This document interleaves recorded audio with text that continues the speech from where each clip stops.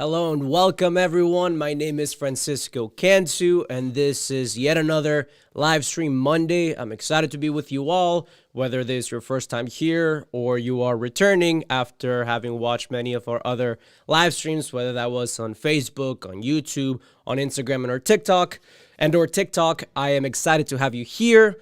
Today, as I do every week, I have prepared a presentation, and if you have watched us many months and you're a recurring viewer, you should know by now that the first Monday of every month, what we typically do is we do a checklist. So I go over the most important steps or action items that you should keep in mind throughout the month of March, and they're all related obviously to the college admissions and college application process. Now, in previous months, we had a lot of emphasis on what seniors should be doing. However, because the college application itself, like the college application season itself has already passed, today we're going to be focusing a little bit more on what juniors, sophomores, and freshmen can start to do during the month of March to increase the competitiveness of their college application. All right, so that's a little bit of a spoiler for today's topic, today's presentation. I'm going to give it a few more minutes before I get started with that presentation.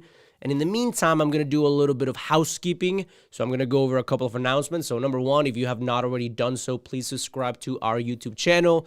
That's the best way to know when we go live and when we do these weekly presentations. Again, we are live every week at 7 p.m. 7:15 p.m. is when we go live in English. If you speak Spanish, at 6 p.m. we do our Spanish live streams. Now, Mondays are Facebook and YouTube, which are the two platforms that I'm live on right now. And Tuesdays, I go live on Instagram and TikTok. So if you're wondering about our social media platforms, I know right now I'm live on YouTube and Facebook, but if you want to follow us across the board, well, we have the same username all around. Is Best College Aid USA. Same thing for YouTube, Instagram, TikTok, and Facebook. And again, today is a Monday, and Mondays I go live on YouTube and Facebook at 7:15. Tomorrow at 7:15, I'll be live on Instagram and TikTok. All right.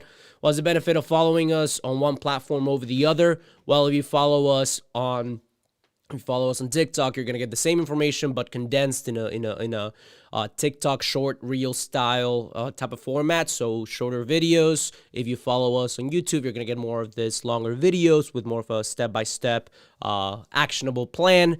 And if you follow us on Instagram and Facebook, you're gonna get more pictures and more carousels and all that stuff. All right. So that's it for our social media platforms. I will get started in the presentation in just a second, but if you can do me a favor and let me know whether you are a parent or a student and where you are watching us from. And as always, I will be sharing your comments on the screen. And at the end of the presentation, as I do every week, I'm going to finish with a Q&A session. So for example, right now, I have Shivam watching us on YouTube. And let me go ahead and center this comment and make it a little bit larger so that everyone can see. Shivam is sharing that they are in 10th grade. And they are saying, hello, Shivam, I'm happy to have you here. If you have any questions at any point throughout the presentation, go ahead and let me know about them and share them with all of us in the chat. I see that you're watching on YouTube. And again, I'm going to go through the presentation and I will come back to the comment section at the end of the presentation to do a bit of a Q&A session. All right. So as always, start off with a presentation. And then I go back on the chats and I share those questions, answer them right away. So you can think of these as my office hours where I can help you with any and every college related question you might have. All right. So here we have Laura, who's monitoring the chats, saying hello, everyone. All right. So that's it for housekeeping announcements that I wanted to share with you all. So now let's go ahead and get started with today's presentation.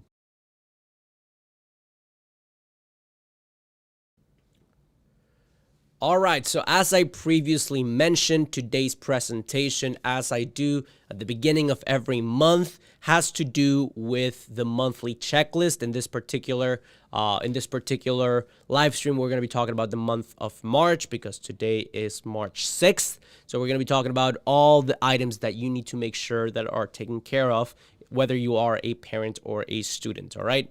So first, let's talk about standardized tests. Why I'm starting with standardized tests, or why am I starting with standardized tests? Well, because they have a registration deadline that I want to make sure that all of y'all, as we said in North Carolina, where I went to college, all y'all know when those registration deadlines are, right? So for the particular case of the ACT exam, the registration date is on March 10th, and the actual exam is on April 15th. That is the next one that you can register for. And if you want to wait a little bit longer, you can go ahead and register by May 5th to the June 10th exam. All right.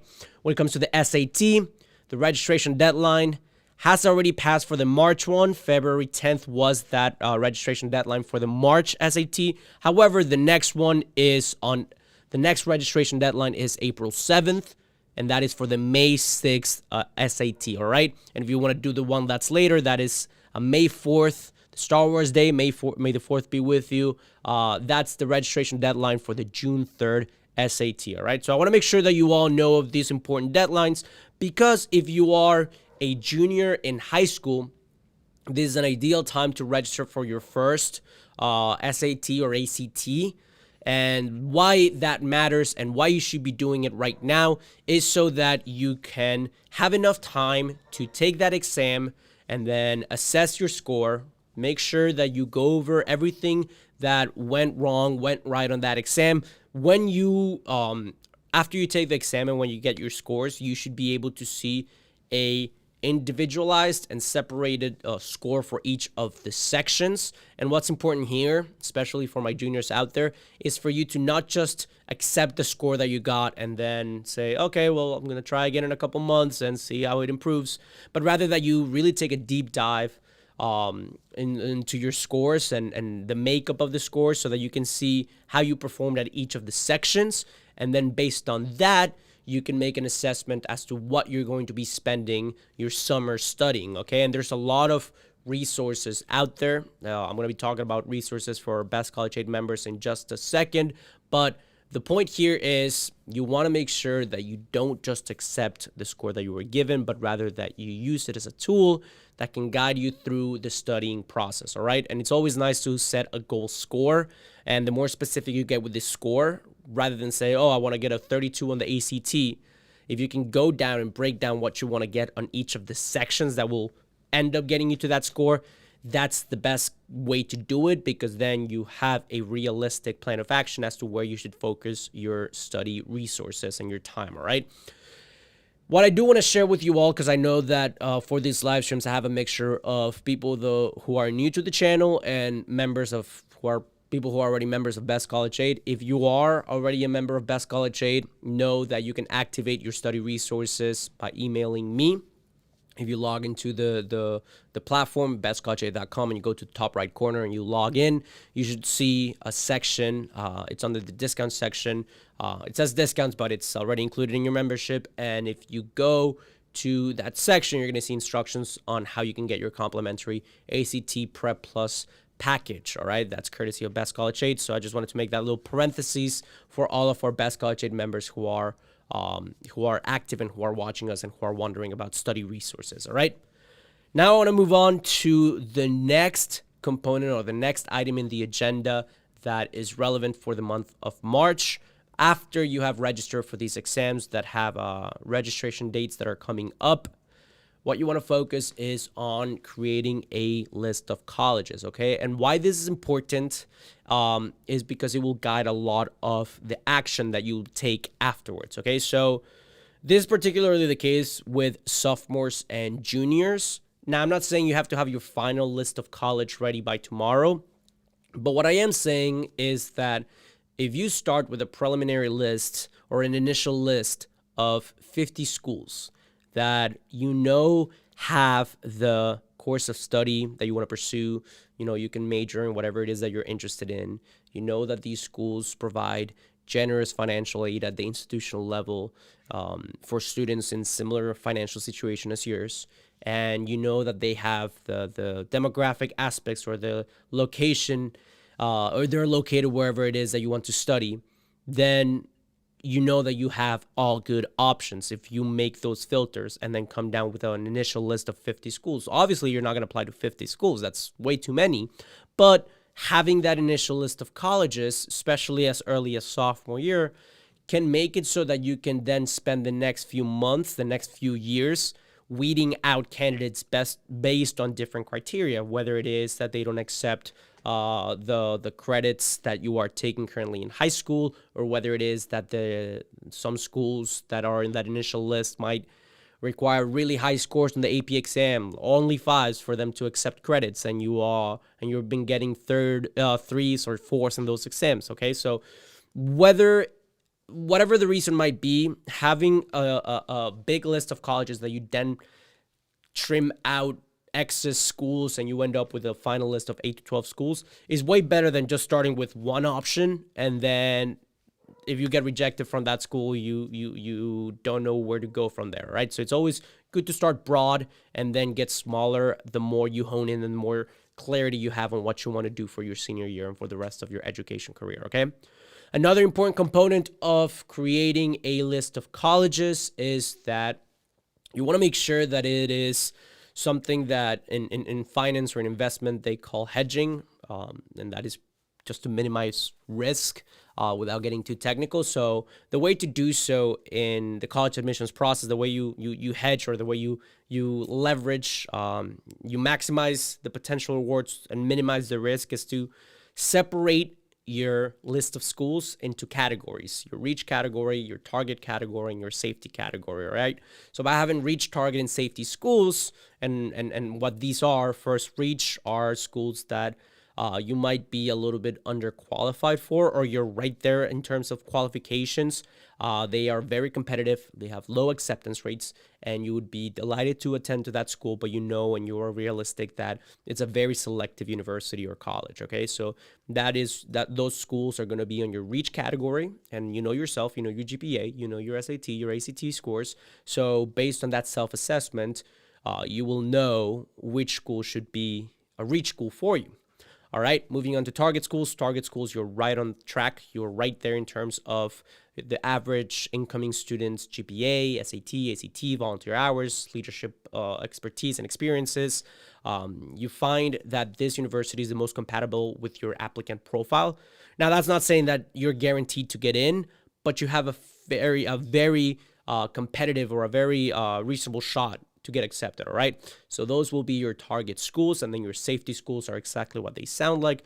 Those are universities, colleges or universities for which your current statistics, GPA, SAT, ACT, all those things, you are above their the latest admitted students class average, okay? So if you know that the average incoming freshman at that particular school has a GPA of a 3.3 and you have a GPA of a 3.5, then you know that in some regards, or in terms of your statistics versus those of the average student at that school, that could be considered a safety, okay? So by dividing, and you can apply, again, anywhere, we recommend 8 to 12 schools to our students.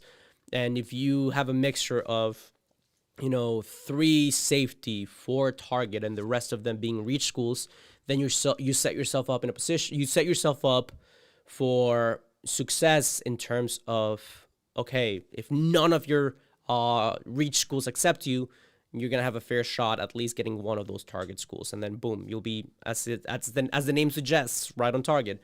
Or if none of your target schools accept you, you still have your reach schools that, even though they're a little bit more competitive, you can still get a shot, okay? And if none of those work, you will always have the safety net of those safety schools. And the whole point of starting with a preliminary list that is based on criteria that matters to you is that even if you end up at those safety institutions, number one, you can always transfer, but number two, because you started up with a criteria that is based on those schools having the program that you want to study, being generous, being located wherever you want to be in terms of geographic location, then even if you end up at a safety school, you are going to be satisfied because those universities are going to meet every single one of the criteria that you made for yourself when you started your list of potential schools, all right? And then when it comes to the list of colleges, it's always good to look for personalized guidance, whether this is through your free high school counselor. The thing there is that on average at the national level, there are 408 students for every single one of the high school college counselors. So you can start there. They might not have availability, but it's always a good starting point. They're free, and if you make the extra effort, again, you could be one of the 408 students that they attend. You could go the private counselor route if you can afford it, and that's something that you prefer. They're certainly very effective, and they can help out a lot. They're very knowledgeable. The only thing there is that they might charge lots of money, thousands of dollars for their services. And again, if you can afford it and that's something that you're interested in, be my guest. They are very successful and they're very good at what they do. You could be someone who already went through the process. In our particular case, and with our students, we are that personalized help and guidance through Best College Aid. And I'm not saying like, oh, yeah, we're the only option, we're the only way to succeed in this journey. No, I'm not saying that by any means. As I said, if you can go the private college counselor route and that's something you prefer, by all means, do it. They can be very expensive. But for a lot of people, and the reason why I'm doing this live stream right now and these office hours and I'm taking in questions is so that hopefully you can get some of that guidance that you need. And if on top of these weekly live streams, you're interested in getting even more support, more help, you can certainly explore joining the full program. But regardless of whether or not you decide to join that full pay program, I'm always going to come back to these free live streams every week because that full pay program is what enables us to come here every week. But beyond that, these hour that we have together, the rest of the time is devoted to our members and making sure that they're all set up for success. But it is important, again, whatever route that you go, that you have someone that knows what the process looks like so that you're not misguided when it comes to all those urban legends, sort of like, oh, private colleges and universities are always going to be more expensive, so don't apply to them. That's a myth that we've debunked in previous live streams. Another myth is that you shouldn't apply for FAFSA if your family is well off financially. We debunked it because we talked about merit-based awards that require you to fill out the FAFSA. And like that, there are many, many other common misconceptions along the way. So the whole point of looking for a personalized guide or someone who already went through it is so that you avoid those common mistakes or those urban legends that tend to sometimes misguide people in this process. All right. So that's it for making a college list. I know that I went on a little bit of a rant, but it's important for you all I'd rather over-inform you than under-inform you, all right? Next up in the March checklist for you all, I recommend that you start planning out college tours, and you do not have to be a junior for this. If you're a senior, it might be a little too late right now, but if you're in 9th grade, you can start doing your college visits. If you're in 10th grade, same thing. If you're in 11th grade, perfect time to do so, okay? So going on these college visits or tours is an excellent way to not only know whether or not a school is a right fit for you, but it's also a great way for the school to see that you have a lot of demonstrated interest. And some schools take into consideration demonstrated interest whenever they are evaluating an applicant.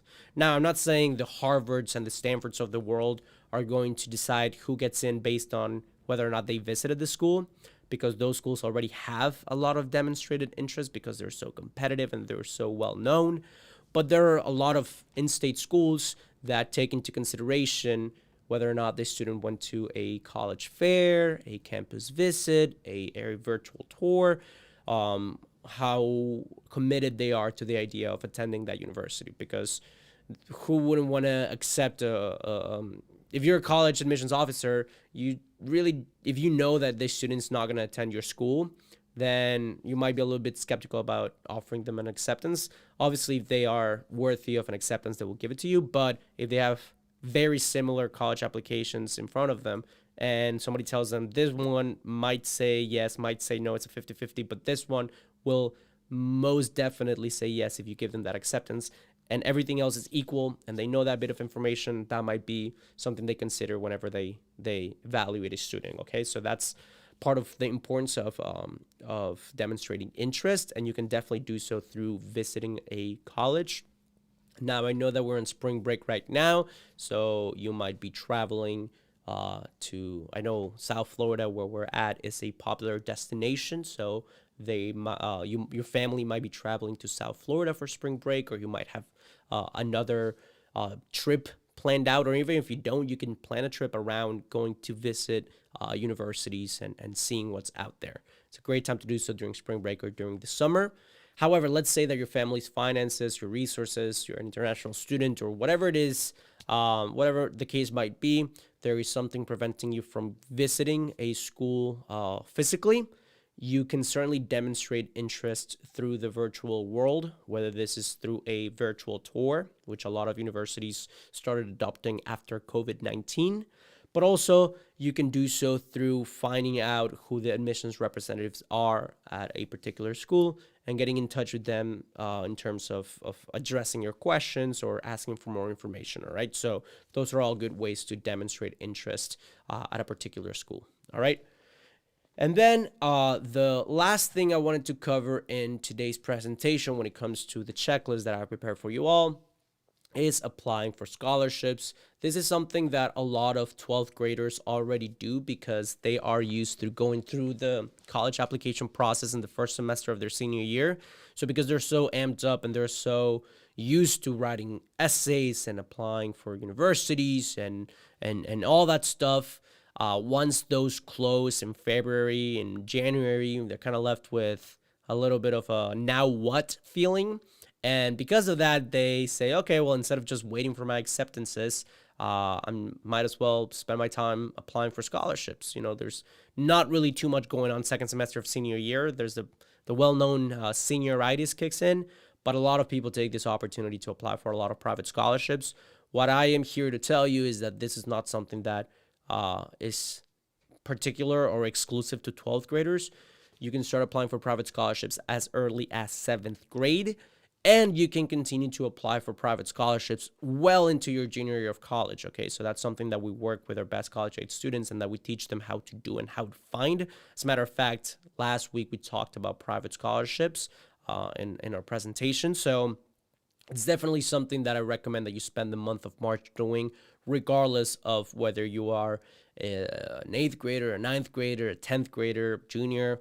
Again, the Bell distribution of how many scholarships are going to be available to you definitely peaks senior year. You're certainly going to have the majority or the greatest amount of scholarships available for 12th graders.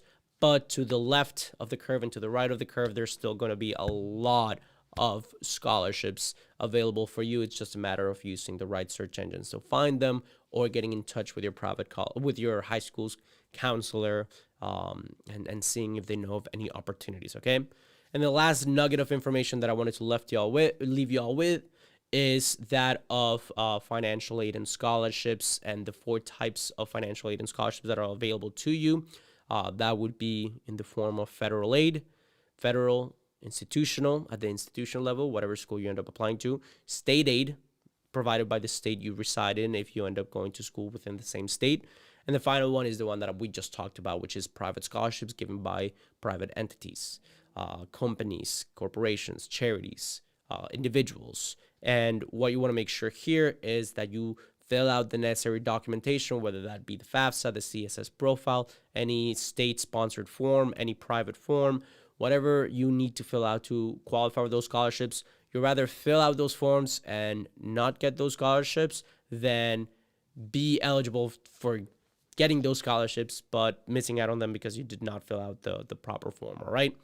So that was the 4 items of the checklist that I wanted to share with you all today. The last thing that I want to do before I go into the Q&A session, I start answering all of your questions. Again, if you have not already done so, use the chat, whether it's on Facebook or on YouTube, to let me know of your questions. Write them down. I'm going to be sharing them on the screen, and I will be answering them. These are my office hours, per se. So while you do that, I do want to share that, yes, I'm going to be answering those questions no matter what. But if you got value out of this live stream, or if you want to learn more, there is a free presentation that you can check out in the link in my bio. So this live stream is, as you can tell, completely live. It is March 6th. It is 7:44 p.m. right now. Maybe there might be a delay because of the video stream, but yeah, it is 15 minutes till 8. So clearly I'm live, but what I have done that is different than these live streams that I do every week on YouTube and Facebook is I've compiled a lot of the information, the 6 most important steps within our full Best College Aid program, and turned them into a presentation that is an overview of the whole process. The presentation is called the 6 Steps to Go to College with Scholarships. They're what we teach our Best College Aid students, what my siblings and I did to get over $600,000 in financial aid and scholarships between the 4 of us. So all this information, we put it down into a presentation. It's me who gives that presentation. I wrote it, I filmed it. David and Laura, who do the Spanish live streams, helped me edit it. And in that presentation, as opposed to this particular live stream where I focused on the March checklist, and who knows, maybe next week we're going to be talking about standardized tests. The week after that, we might be talking about extracurriculars. So each week we focus on something else or something different, depending on where we're at in the college application process. But in this particular presentation, the one that you can access if you go to the description of this video, I do it all at once. It's very concise, and I go over the 6 steps, the 6 strategies that help me, or the 6 most important strategies that help me and my siblings get accepted to college with scholarships. Again, that's if you came in late to this live stream, or if after getting your question answered or after this presentation, you want to learn more, all right? So in order to access that, let me go ahead and share my screen. Let's say you're watching us on YouTube, which is this screen. You scroll down to the video description, you click on show more, and then here you can go ahead and click this link, and it has the landing page for this registration. Here's me, here's Laura.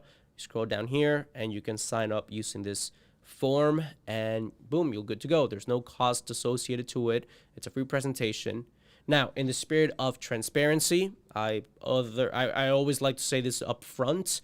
We do have, at the end of that presentation, an offer, and we do talk and share more information the last 10 minutes of that hour-long presentation. I talk about the Best College Aid program for those of you who are interested. And right now, till the end of March, we are running a 60% off spring break sale. Venta Spring Break. We put it in Spanish because it's a vacation. And it's 60% off for the full paid program, the full Best College Aid paid program. All right. So if you're interested in getting access to that presentation, you can, that access to that offer, you can go ahead and check that presentation, stay till the end. And if you stay till the end, you are going to be able, or you're going to be granted access to that 60% off spring break sale. All right. So all you have to do there, again, check the link in my description. And if you check the link in my description, you're going to be accessing that free presentation. Again, no cost associated to it.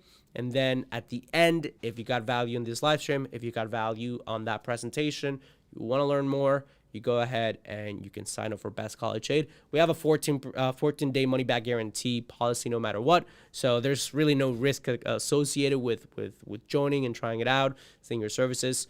Our satisfaction rate is 98%. So you are more than likely going to be happy with your services. But if you're not for any reason, there's a 14-day money-back guarantee. No questions asked. So don't worry about that in that regard. And let's say all of that is not enough.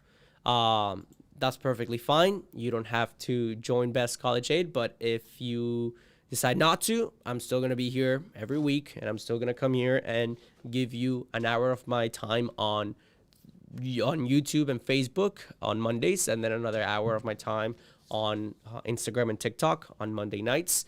And we're going to do the same thing on Tuesday nights in Spanish, on Monday and Tuesday nights in Spanish at 6 p.m.